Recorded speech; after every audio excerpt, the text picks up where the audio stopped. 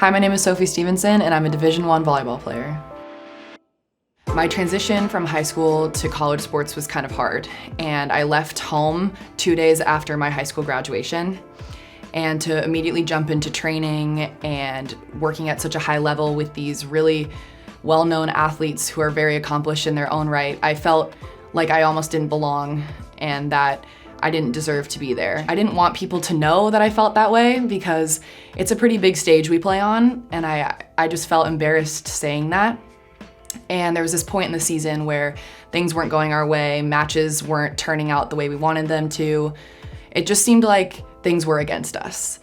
And we had this moment where we all came down into the team room, only the girls, and we had this moment where we came together and aired out everything. It started just superficial, and we were like, what can we do better? What's going wrong? Like, how can we really help make this better?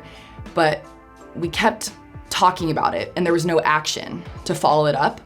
And by the end, a lot of us were crying. I think 4 or 5 of us had just kind of broken down, and it was a multitude of things, but people were able to just air out what they had been holding in for a long time.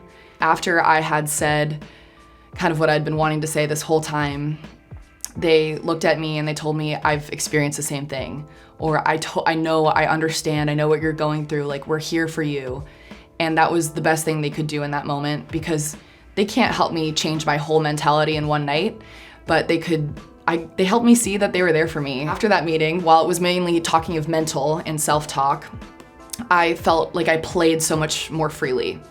Immediately after that, the next practices, the next warm-ups, I just felt like I was swinging away, and while there was still some lingering feelings of like not feeling like I belonged, and it's hard to get rid of that, you might never, but I felt supported and I felt heard and I felt seen, and it allowed me to play how I wanted to.